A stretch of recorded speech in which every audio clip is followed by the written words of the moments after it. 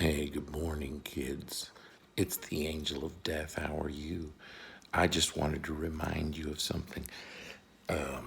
Have you been looking at all of Scripture? Have you read the entire Bible? Wait, you haven't? Okay.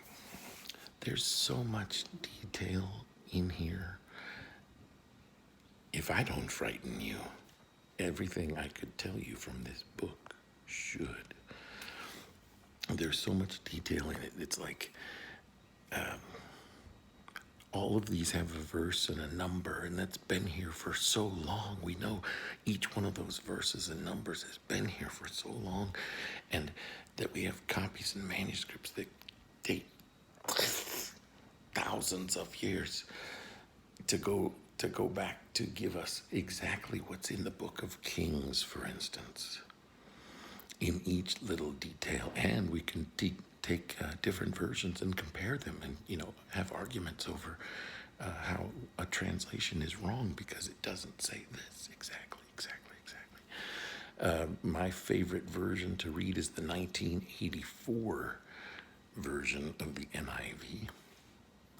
To me, it seems the most accurate and true to the actual words. I mean, it's not the greatest version of the Bible, but to me, it had the most influence on the people.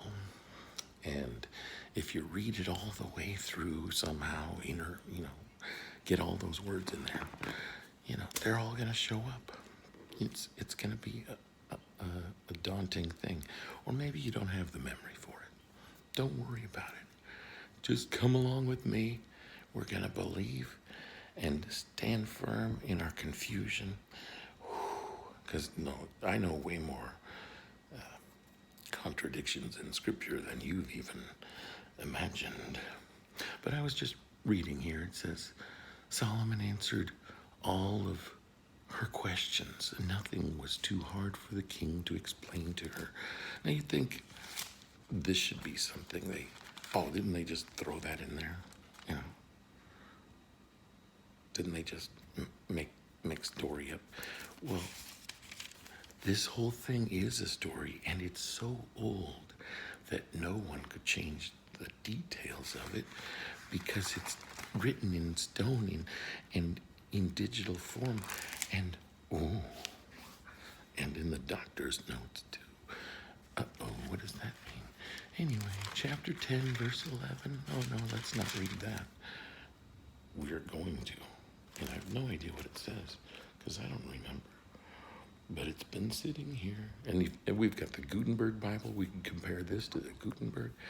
It's awesome. We know that it's not Hiram's ships brought gold from Ophir, and from there they brought great cargoes of almug wood,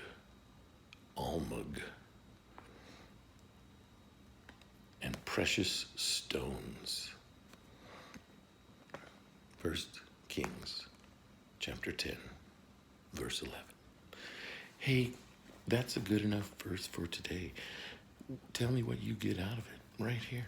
I'll just label this Angel of Death teaches Scripture one verse at a time.